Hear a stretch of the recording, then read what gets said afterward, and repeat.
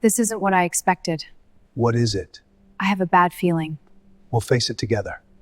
The gallery opening had already started when Maya realized she'd made a mistake coming at all. Her older sister Charlotte stood at the center of everything, surrounded by admirers in tailored suits and designer dresses, her laughter carrying across the marble floors like music everyone wanted to hear. Maya lingered near the sculpture garden entrance, holding a glass of champagne she hadn't tasted, wearing the navy dress she'd chosen specifically because it wouldn't draw attention. She'd learned that skill early, the art of being present without being seen, of taking up just enough space to avoid questions but not enough to be remembered. Someone brushed past her without apologizing, their eyes scanning the room for someone more worth their time. Another guest glanced at her hand, the left one, noticed what wasn't there, and looked away with that particular expression Maya had cataloged over the years. Not disgust exactly, more like discomfort mixed with relief that they weren't the one missing fingers. She'd lost them in a car accident when she was 16, the same accident that had taken their mother and somehow made Charlotte even more radiant by comparison, as though grief had polished her into something untouchable. Maya shifted her weight and tucked her left hand into the folds of her dress, another old habit she despised but couldn't quite break. The gallery was filled with Charlotte's people, art collectors and trust fund beneficiaries and people who spoke about creativity like it was a commodity they'd mastered. Charlotte had painted exactly 3 pieces in her life, all of them mediocre, but she'd married into the right family and attended the right schools and knew how to make people believe she belonged at the center of their attention. Maya had always been the other one, the quieter sister, the one people remembered only after being reminded. Teachers forgot her name. Relatives asked how school was going years after she'd graduated. Strangers at family gatherings would smile politely and then drift toward Charlotte like she generated her own gravity. After the accident, that invisibility had calcified into something permanent. People looked at her hand first now, decided what she represented, and filed her away as someone requiring either pity or avoidance. A woman in pearls approached with a sympathetic smile that made Maya's stomach turn. She recognized the look before the woman even opened her mouth. "It's so wonderful that you came to support your sister." As though attending required unusual bravery. As though simply existing in public was an achievement worth acknowledging. Maya nodded and murmured something polite and watched the woman retreat back into the crowd, her duty to kindness fulfilled. Charlotte caught her eye from across the room and waved, bright and performative, the kind of gesture designed for witnesses. Maya raised her glass slightly in return, then looked away before Charlotte could interpret it as an invitation. They hadn't spoken much in the past year, not since Charlotte had mentioned during Christmas dinner that Maya might be happier focusing on something more practical than architecture, that not everyone was built for competitive fields, that there was no shame in finding work that didn't require so much client interaction. Maya had stopped answering her calls after that. She was considering leaving early, inventing some excuse about an early meeting, when the temperature in the room seemed to change. Conversations didn't stop exactly, but they stumbled. Laughter caught in throats. People turned toward the entrance with expressions that ranged from curiosity to something sharper, something closer to alarm. Maya followed their gazes and saw him. He moved through the gallery like he'd been expected, though Maya was certain he hadn't been on any guest list. Tall, dark suit that looked expensive without trying, the kind of presence that didn't announce itself but commanded attention anyway. Security didn't stop him. The gallery owner didn't greet him. He simply walked inside as though the space had been waiting for him to arrive, and everyone seemed to sense that questioning his presence would reveal their own irrelevance. What made Maya's pulse quicken wasn't his appearance but the way he looked at her, direct and immediate, as though he'd come specifically to find her. Their eyes met across the crowded room and something in his expression shifted, not quite a smile but close, recognition mixed with intention. He started walking toward her, and the crowd parted without discussion. people moving aside instinctively as though they'd been choreographed. Maya's first instinct was to check behind her, certain he must be approaching someone else, someone worth approaching. But his gaze never wavered. He stopped directly in front of her, close enough that she could see the fine lines at the corners of his eyes, the shadow of stubble along his jaw, the absolute certainty in the way he stood. "Sorry I'm late," he said quietly, his voice low enough that only she could hear. "Traffic was worse than I expected." Maya opened her mouth, but nothing came out. Her mind scrambled for context, for any explanation that made sense, but found nothing. He placed his hand lightly against her back, not possessive but grounding, and the simple contact sent electricity through her entire body. Around them, the gallery seemed to collectively hold its breath. Charlotte recovered first, gliding over with her rehearsed smile already in place, though Maya could see confusion flickering beneath it. "Maya, you didn't mention you were bringing someone." Her tone was light but edged, the voice she used when things weren't following her script. The man answered before Maya could find words. "I wanted to be here with her tonight." Nothing in his tone invited further questions. Charlotte's smile tightened almost imperceptibly, her eyes moving between Maya and this stranger who'd somehow shifted the entire room's attention toward her invisible sister. Other guests were staring now, openly, no longer pretending politeness. Maya felt the weight of their gazes like physical pressure, judging, calculating, trying to reconcile the woman they'd barely noticed with the man who'd chosen to stand beside her. A gallery board member approached, an older man who'd ignored Maya entirely during introductions earlier. He extended his hand toward the stranger with a smile that didn't reach his eyes. "I don't believe we've had the pleasure of meeting." The man looked at him with such calm indifference that the board member's hand faltered mid-extension. "We haven't," he agreed, offering nothing more. The board member withdrew his hand slowly, nodded once, and retreated with the careful movements of someone who just recognized a mistake. A ripple of whispers spread through the crowd, names suggested and rejected, speculation building into something that felt dangerously close to fear. Maya finally found her voice, leaning slightly toward him and keeping her words quiet. "Who are you?" He glanced down at her, and for the first time that night, his expression softened into something almost gentle. "Someone who thinks you've been standing alone at these things for too long." The answer explained nothing and everything simultaneously. Charlotte tried again to regain control, clapping her hands together and announcing something about viewing the installations, but her voice lacked its usual magnetic pull.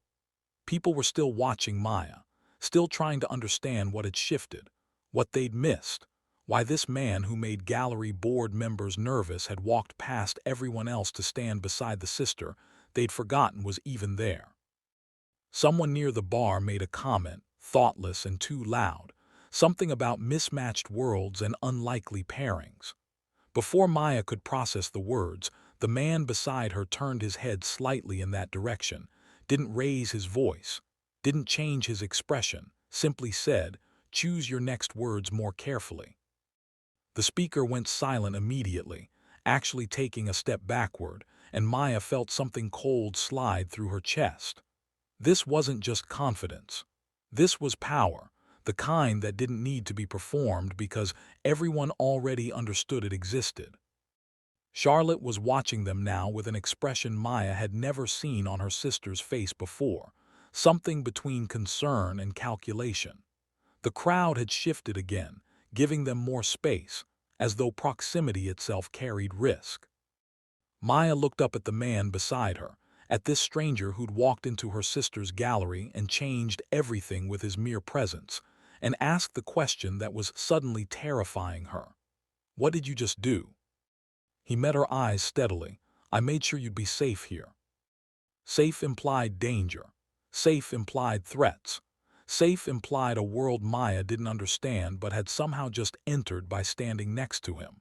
Her hand trembled slightly against her champagne glass. He noticed immediately, his expression shifting into something careful and deliberate. I know this is overwhelming, he said quietly, meant only for her. But you can trust me. Trust. The word felt enormous and fragile at the same time. Maya had stopped trusting people years ago, stopped believing that anyone would choose her first, stopped hoping that invisibility might end. And yet here he was, this stranger who looked at her like she mattered, who'd walked into a room full of people and decided she was worth standing beside, who'd apparently brought enough weight with him that gallery patrons were frightened into politeness. Charlotte materialized beside them again, her smile now entirely professional, her voice carrying an edge Maya recognized from childhood arguments. Perhaps we should all sit down and talk, get to know each other properly. The man shook his head once, almost imperceptibly. We won't be staying much longer. It wasn't a request. It wasn't even a statement. It was a fact, delivered with such quiet certainty that Charlotte actually stepped back, her carefully constructed evening crumbling around her as she watched her invisible sister become the only person in the room worth watching. Maya should have felt vindicated. Instead, she felt terrified, because she still didn't understand what was happening, who this man was, or why his presence beside her had turned a gallery opening into something that felt dangerously close to a negotiation. As they stood there surrounded by stares and whispers and Charlotte's barely concealed confusion, Maya realized with sudden, devastating clarity that her life had just split into before and after, and she had no idea which version would hurt more. The night air felt sharp after the gallery's controlled climate. Maya stood on the sidewalk outside while the man who disrupted her entire evening spoke quietly on his phone several feet away, his back to her. His posture relaxed in a way that suggested he'd done this before, managed situations that required distance and discretion. She should leave, should call a car, go home, pretend this night had never happened. Instead, she waited, watching him, trying to reconcile the protective stranger with the man who'd made a gallery board member retreat with a single glance. He ended the call and turned back to her, slipping the phone into his jacket pocket. His expression was difficult to read in the streetlight's amber glow, somewhere between apologetic and resigned. I scared you, he said, not a question. Maya considered lying, then decided against it. Yes. He nodded slowly, accepting this. I didn't mean to. I meant to make things easier for you. Easier, Maya repeated, the word feeling absurd. You walked into my sister's gallery opening like you owned the building, made everyone terrified to look at me wrong, and won't tell me who you are or how you even knew I'd be there tonight. Something flickered across his face, regret or recognition. Fair points. So answer them, Maya said, surprised by the steadiness in her own voice. He was quiet for a long moment, studying her with an intensity that should have felt invasive but instead felt like being seen, really seen, for the first time in years. We've been talking for weeks, he said finally. Every night. You told me about your sister's gallery opening 3 days ago. Maya's breath caught. The app. The anonymous messaging platform she'd started using out of boredom, where she'd met someone who called himself James, who asked questions about her work and listened when she talked about feeling invisible, who'd somehow made her feel less alone in her own life. You're James, she said, the words barely a whisper. He nodded once. You said you couldn't meet, Maya continued, her mind racing. You said you traveled for work, that it wasn't possible. I lied, he admitted, because I wasn't sure you'd want to meet the real version. Why wouldn't I? Because the real version, he said carefully, comes with complications. The word landed heavily between them. Maya wrapped her arms around herself, suddenly cold despite her jacket. What kind of complications? Before he could answer, a car pulled up to the curb, black and expensive, windows tinted. The driver got out and opened the rear door without looking at either of them, practiced and professional. James gestured toward the vehicle. Let me take you home, he said. We can talk on the way. Maya looked at the car, at him, at the gallery behind them where Charlotte was probably still trying to salvage her disrupted evening. Every instinct told her this was dangerous, that getting into that car meant crossing a line she couldn't uncross. But she'd spent years playing it safe, years making herself smaller, years being ignored. She got in. The interior smelled like leather and something subtle and expensive. James slid in beside her, and the driver closed the door with a soft, final sound. The city began sliding past outside the windows. Lights and movement and ordinary people living ordinary lives, while Maya sat in a car with a stranger who might not be a stranger at all. "Talk," she said. James exhaled slowly, gathering something, choosing words. "My name isn't really James. It's Malcolm. Malcolm Tors." The name meant nothing to her. Should I recognize that? "Probably not," he said. "I prefer it that way." His hands rested on his knees, steady and controlled. "I work in security consulting. High-level corporate protection, risk management, that kind of thing." "That doesn't explain why people were afraid of you tonight." "No," he agreed, "it doesn't." Maya waited, letting the silence stretch. Outside, the city continued its indifferent rhythm. "Some of my clients," Malcolm said carefully, "operate in spaces where traditional security isn't sufficient. They need someone who understands both legitimate business protection and the less legitimate threats that come with certain territories." "You work with criminals," Maya said flatly. "I work with people who exist in gray areas," he corrected. "And sometimes that means I'm aware of things most security consultants wouldn't be." The car turned down her street, which meant he knew where she lived, which should have terrified her but instead felt inevitable. She looked at him directly, refusing to let him avoid her eyes. "Why did you come tonight?" "Because you told me you always go to these things alone," he said. "Because you described what it feels like to stand in a room full of people who look through you like you're glass. Because I wanted you to know what it's like when someone chooses to stand beside you instead." Maya felt something crack in her chest, sharp and sudden. "That's not an answer." Malcolm's jaw tightened almost imperceptibly. "I came because I care about you. Because these past weeks talking with you have been the most honest conversations I've had in years. And because I knew if I didn't show up tonight, you'd spend another evening convincing yourself you don't matter." The car stopped in front of her building. Neither of them moved. "Who was that man at the gallery?" Maya asked. "The one you warned." "Someone who forgets that power isn't an excuse for disrespect," Malcolm said. "Someone who needed reminding." "And you were the one to remind him." "Yes. Because of me. Because of you." Maya opened the car door and stepped out onto the sidewalk, her legs unsteady, her mind racing. Malcolm followed, dismissing the driver with a subtle gesture. They stood together in the cool night air, the building's entrance light casting long shadows across the pavement. "I don't know how to do this," Maya said quietly, "whatever this is." "Neither do I," Malcolm admitted. "I'm usually better at keeping distance." "But you didn't this time." "No." "Why?" He looked at her with an expression that held something raw and unguarded. "Because some people are worth the risk of being honest." Maya's phone buzzed in her purse. She ignored it. Probably Charlotte, probably. Demanding explanations. Probably angry that her invisible sister had somehow become visible in ways she couldn't control or predict. "Your work," Maya said, "the gray areas, are they dangerous?" "Sometimes." "Could they be dangerous for me?" Malcolm didn't answer immediately, which was answer enough. "Yes," he said finally. "If people knew you mattered to me, yes." "Then maybe you shouldn't have come tonight," Maya said, and the words hurt more than she'd expected them to.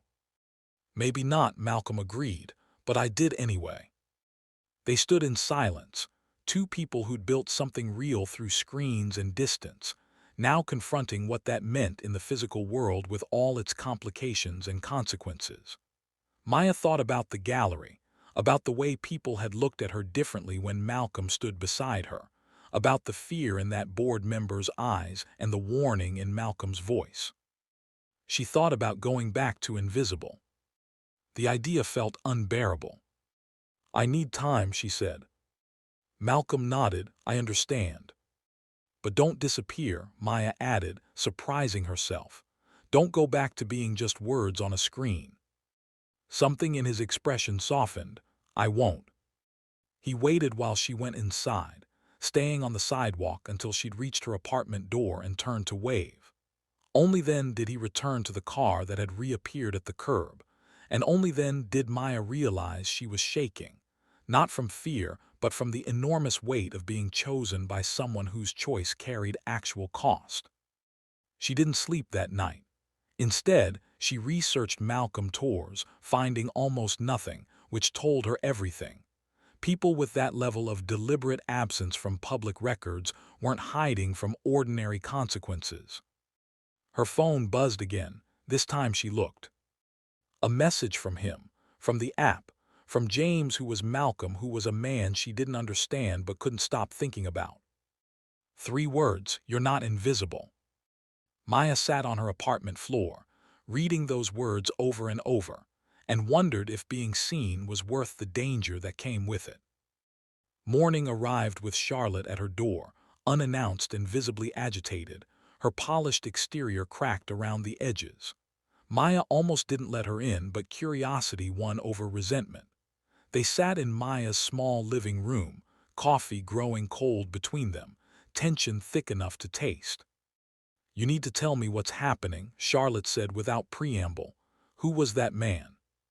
"Someone I've been talking to," Maya replied, keeping her tone neutral. "Talking to," Charlotte repeated, skepticism evident. "Maya, people don't react that way to someone you've just been talking to. The gallery owner called me this morning asking questions. A board member wants to know if there's going to be any trouble." "Trouble from what?" "From whoever your mysterious friend actually is," Charlotte said, leaning forward. "People recognize something about him, even if they couldn't place exactly what. Someone said he looked like he'd walked out of a very specific kind of business deal." "He works in security," Maya offered. "Security," Charlotte echoed flatly. "The kind that makes gallery patrons nervous." Maya didn't answer, which was answer enough. Charlotte sat back, studying her sister with an expression Maya couldn't quite read. "This isn't like you," she said finally. "You don't do things that draw attention. You don't bring mysterious men to family events. You don't make people uncomfortable." "Maybe I should have started years ago," Maya said quietly. "What's that supposed to mean?" "It means I'm tired of being the sister people forget," Maya said, feeling something hard and sharp rising in her chest.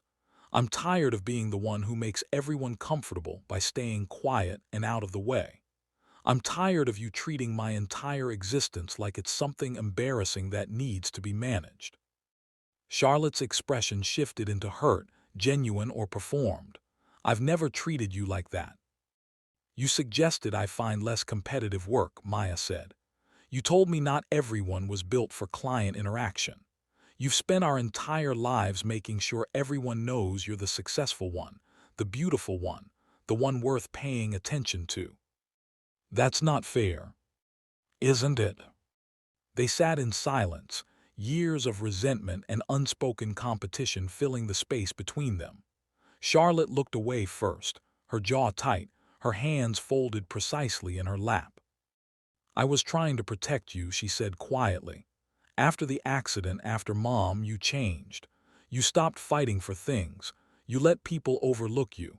I thought maybe I could succeed enough for both of us." "I didn't need you to succeed for me," Maya said. "I needed you to see me." Charlotte's eyes glistened, but she didn't let the tears fall. "I do see you." "No," Maya said. "You see someone you need to protect or manage or explain. That man last night, Malcolm, he sees me. Actually sees me. And yes, maybe that comes with complications I don't fully understand yet, but at least it's real." Charlotte stood abruptly, smoothing her dress with practiced movements. "Fine," she said, her voice carefully controlled. But when those complications become problems, don't expect me to fix them. She left without saying goodbye, and Maya sat alone in her apartment, wondering if being seen was worth losing the people who'd never really looked at her anyway. Malcolm called that afternoon, not through the app this time, but directly, his voice clear and present and real. "I heard your sister visited." "Word travels fast," Maya said. "In certain circles," Malcolm agreed. "Is everything okay?" "Define okay." He made a sound that might have been a laugh. "Fair enough. Listen, I need to tell you something about last night, about the attention." Maya's stomach tightened. "I'm listening." "There's someone from my past," Malcolm said carefully. "Someone who noticed me at the gallery. Someone who might see my connection to you as an opportunity." "An opportunity for what?" "Leverage," Malcolm said. "I've been out of certain situations for a while now, trying to build something different. But some people don't forget." "Are you saying I'm in danger because you came to the gallery?" "I'm saying you might be," Malcolm admitted. "And I'm saying I won't let anything happen to you, but I need you to be careful. Don't go places alone for a while. Don't talk to anyone who approaches you unexpectedly. Trust your instincts if something feels wrong." Maya's hands had started shaking again. "You're scaring me." "I know," Malcolm said, and his voice held genuine regret. "I'm sorry. I should have thought this through better before showing up last night." "Are you saying you regret it?" Silence stretched between them, loaded with things neither of them knew how to say. "No," Malcolm said finally. "I regret the danger. I don't regret you." Maya closed her eyes, feeling the weight of those words. "What do we do now?" "Now," Malcolm said, "you let me handle this. You stay alert, and you remember that some things are worth protecting." She wanted to argue, to demand more explanation, to insist she didn't need protection. Instead, she asked the question that had been burning in her mind since he'd walked into the gallery. "Why me?" "Because you're real," Malcolm said immediately. "Because every conversation we've had has been honest in ways most of my life isn't. Because when I'm talking to you, I'm not performing or calculating or managing threats. I'm just me." Maya felt tears prick her eyes. "I'm just an architect with a sister complex and a missing hand." "You're someone who sees beauty in structures most people ignore," Malcolm said. "You're someone who stays kind even when the world doesn't return it. You're someone worth knowing." They talked for another hour about nothing and everything, about her work and his carefully edited past, about what it meant to choose someone despite the complications. When they finally said goodbye, Maya felt both lighter and more terrified than she had in years. She didn't see the car parked across the street from her building, didn't notice the man inside taking photographs, didn't realize that being seen by Malcolm meant being seen by everyone paying attention to him. 3 days later, she was taken. The parking garage beneath her office building was familiar territory, the same route she walked every evening, her car parked in the same spot she'd claimed 2 years ago. Maya had her keys out, was thinking about dinner and a deadline, and whether to call Malcolm or wait for him to call her. She didn't hear the footsteps until they were too close. Hands grabbed her from behind, strong and practiced, one clamping over her mouth before she could scream. Maya fought, drove her elbow backward, kicked, tried to remember the self-defense class she'd taken in college. But there were 2 of them, maybe 3, and they moved with the efficiency of people who'd done this before. Something sharp pressed against her neck, a voice in her ear, calm and almost apologetic. "Don't make this harder than it needs to be." Terror flooded through her, pure and electric. Her vision swam. Her keys clattered to the concrete floor. She was dragged backward toward a van she hadn't noticed, its side door already open, interior dark and waiting. She managed one sound before the hand over her mouth tightened, a truncated scream that echoed off concrete and disappeared into the garage's empty levels. Then she was inside, door slamming shut, engine starting, the world outside the tinted windows becoming distant and unreachable. Maya's heart hammered so hard she thought it might burst. Her hands were being zip-tied, professional and quick. Someone pushed her down onto the van's floor, not violent but firm, making it clear that resistance would be handled. "Why are you doing this?" she managed to gasp out, her voice shaking. The man closest to her, older, graying temples, expensive watch, smiled without warmth. "You're going to help us have a conversation with someone who's been avoiding us." Malcolm, Maya realized, the word barely a whisper. The man's smile widened. "Smart girl." The van drove for what felt like hours but was probably only 20 minutes, taking turns designed to disorient, moving through parts of the city Maya didn't recognize. She tried to memorize details, tried to stay calm, tried not to think about all the news stories that started exactly like this, and ended with photographs on missing person posters. When the van finally stopped, she was pulled out into what looked like an abandoned warehouse, the kind of place that appeared in every crime thriller she'd ever seen. Broken windows, rusted machinery, floors thick with dust and debris. The kind of place where screams wouldn't travel. They sat her on a metal chair, didn't bother restraining her further. 3 men stood nearby, watching her with professional disinterest. The older man from the van checked his phone, typed something, then looked at Maya with an expression that might have been pity. "He'll come," the man said. "Men like Malcolm always do." Maya's whole body trembled, fear and adrenaline making her dizzy. "What do you want from him?" "What he took from us," the man replied cryptically. "Time, money, reputation, details you don't need to understand." "I don't even know him," Maya tried, hearing the desperation in her own voice. "We barely know each other." "You know him well enough," another man said, younger, harder. "Well enough that he came to your sister's gallery. Well enough that he made sure everyone knew you mattered to him. That was a mistake on his part." Maya thought about Malcolm's warnings, about being careful, about not going places alone. She'd been so sure the parking garage beneath her own office was safe, so confident that nothing could happen in familiar territory. "How long?" she asked, her voice steadier than she felt. "How long until he gets here?" The older man checked his watch. 20 minutes, maybe less. He knows what happens if he's late. The threat hung in the air, unspoken but clear. Maya closed her eyes, trying to slow her racing heart, trying to think. She designed buildings, solved structural problems, calculated weight distribution and load-bearing capacities. Surely she could find a way out of this. But the warehouse had no obvious exits she could reach, and 3 men who clearly knew what they were doing stood between her and freedom. So she waited and hoped, and tried not to think about what kind of man Malcolm must actually be if people were willing to kidnap her just to force a conversation. 17 minutes later, the warehouse door exploded inward. Malcolm moved like violence given purpose, fast and controlled and absolutely certain. The first man went down before Maya fully processed what was happening, a single strike that sounded like bone breaking. The second reached for something at his waist, but Malcolm was already there, disarming him with movements too quick to follow, too brutal to watch. The older man stepped back, hands raised, not in surrender but calculation.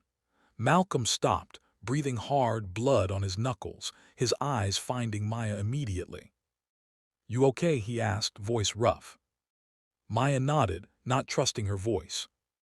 Malcolm's attention shifted back to the older man. "This ends now, Marcus." So the older man was Marcus. Maya filed that away, her mind trying to make sense of the scene unfolding like something from a different world entirely. Marcus smiled thinly. "Does it? You walked away, Malcolm. You said you were out, but here you are right back in it." "For her," Malcolm said, gesturing toward Maya without taking his eyes off Marcus. "Not for you." "That's exactly the problem," Marcus replied. "You made her matter. You brought her into this. And now she's leverage whether you like it or not." "She's not leverage," Malcolm said, his voice dropping into something dangerous. "She's none of your concern." "Everything about you is my concern," Marcus countered. "You cost us 2 years of work, 3 major contracts, and more money than I care to calculate. You don't get to walk away from that and play protector with some architect who doesn't even know what you really are." The words hit Maya like physical blows. What you really are. As though Malcolm was something definable, categorizable, dangerous. Malcolm moved again, closing the distance between himself and Marcus with frightening speed. Whatever conversation Marcus had planned dissolved into survival instinct. He backed away, hands still raised, expression shifting from confident to concerned. "You're making a mistake," Marcus said. "My only mistake," Malcolm replied, "was not making this clear enough the first time. Stay away from her. Stop watching her. Stop thinking about her. She doesn't exist in your world." "She exists in yours," Marcus shot back. "That's the same thing." "No," Malcolm said, "it's not." The warehouse fell silent except for the sound of the man Malcolm had hit groaning somewhere in the shadows. Maya watched this confrontation, this glimpse into a life she didn't understand, and felt something fundamental shift inside her. Malcolm turned back to her, his expression softening immediately, transforming from threat to protection so quickly it was almost disturbing. "We need to leave." He cut the zip ties with a knife that appeared from somewhere, helped her stand, steadied her when her legs proved unreliable. Marcus watched them go without interference, calculating something Maya couldn't read, his expression suggesting this wasn't over despite Malcolm's declarations. Outside, the city continued its ordinary rhythm, cars passing, people living normal lives, completely unaware of the violence that had just unfolded in the warehouse behind them. Malcolm led Maya to a car she didn't recognize, opened the door, waited until she was safely inside before walking around to the driver's side. They drove in silence for several minutes, Malcolm's hand steady on the wheel despite the blood still visible on his knuckles, Maya's whole body trembling with delayed shock. "I need to know," she said finally. "I need to know what you really are." Malcolm didn't answer immediately, his jaw tight, his eyes on the road.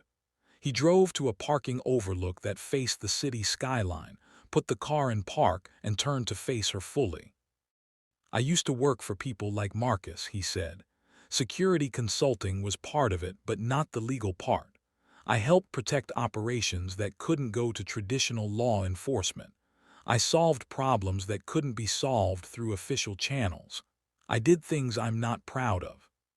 "Criminal things," Maya said flatly. "Gray things," Malcolm corrected.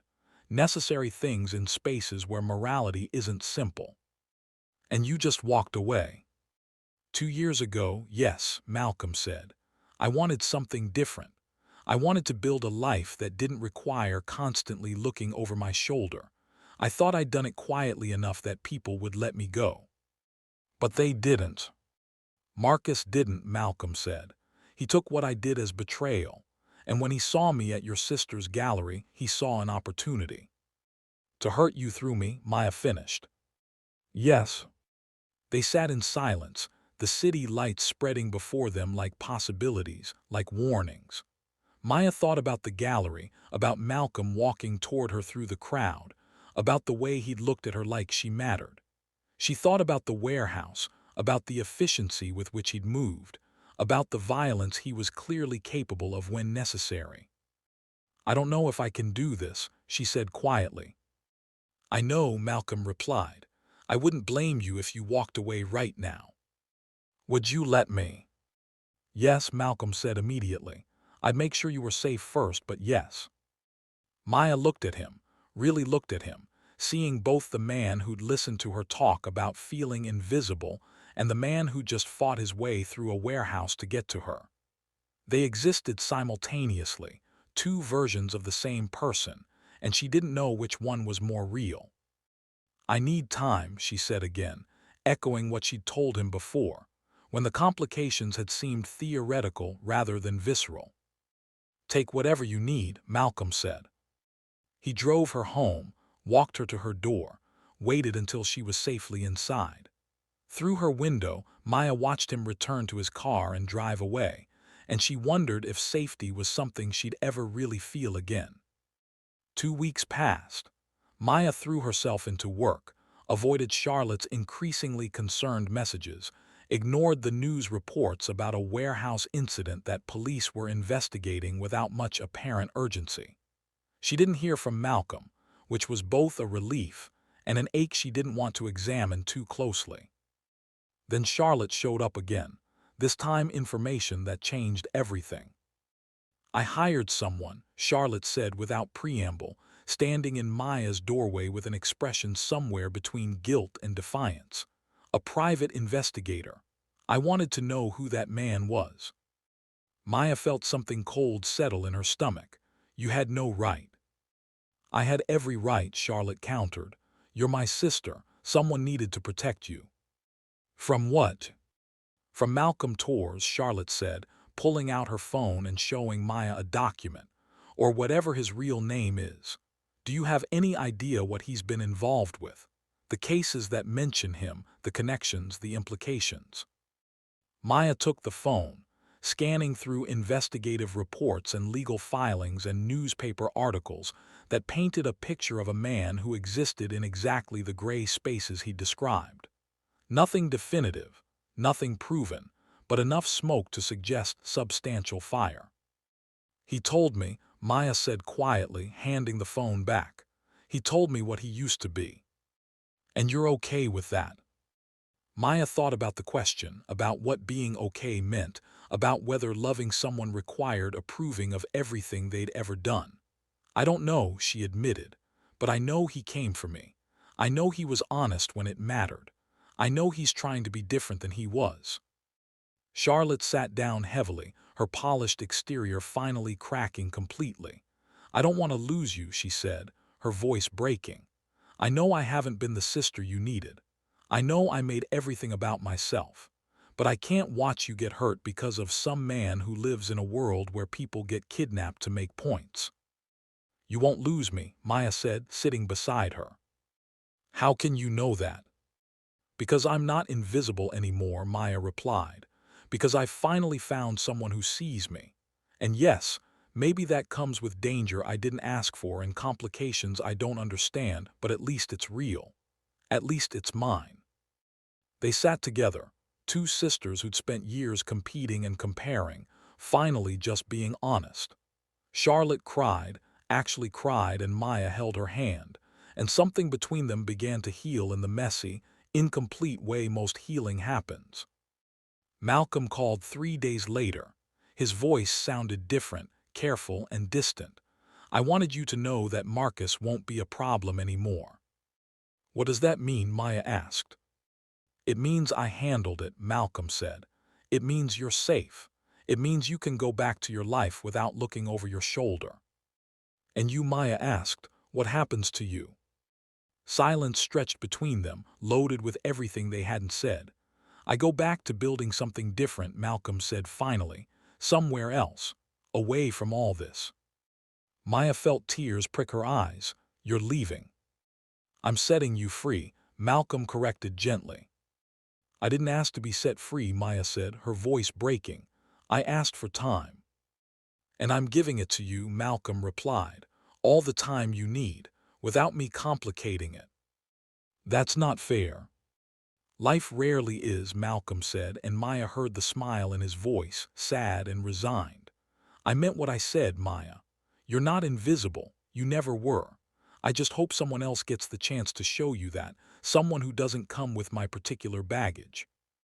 The call ended before Maya could find words to argue, to protest, to demand he stay and let her make her own choices about what complications she could handle. She sat in her apartment, phone still pressed to her ear, and felt the weight of being seen and then released. 6 months later, Maya's building stood finished in the downtown district where she'd spent 2 years fighting for approval, defending her vision, proving she belonged in competitive spaces. The opening ceremony drew a small crowd, mostly clients and contractors and fellow architects who understood the achievement even if the general public didn't. Charlotte came, stood beside her, actually proud rather than performatively supportive. They'd spent months rebuilding their relationship, learning how to be sisters rather than competitors. And it was messy and imperfect and real. Maya gave a short speech about designing for visibility, about creating structures that demanded to be seen, about the importance of spaces that refused to apologize for existing. She didn't mention Malcolm, but she thought about him with every word, about the man who taught her what it meant to stop hiding. After the ceremony, after the congratulations and the photographs and the promises to stay in touch, Maya stood alone looking up at her building. Glass and steel and deliberate angles, catching light in ways that made people stop and notice, refusing to blend into the background. Her phone buzzed, an unknown number, a message with no name attached. Congratulations, you built something extraordinary, someone who always knew you would. Maya read it 3 times, her heart racing, her hands steady. She didn't reply, didn't need to.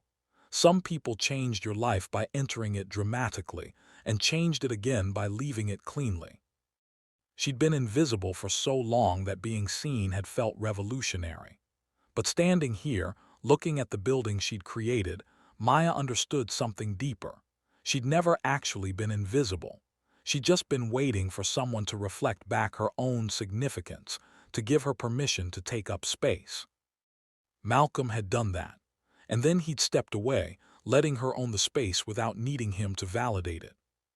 She thought about calling him, about demanding they try again, about arguing that complications were manageable, and danger was relative and love didn't require safety. Instead, she walked home through her city, looking at structures she'd once ignored, seeing the architecture she'd been too self-conscious to fully appreciate. Her building stood downtown, refusing invisibility, demanding attention, existing without apology. And Maya walked past it, not invisible anymore, carrying both the weight and the gift of being seen.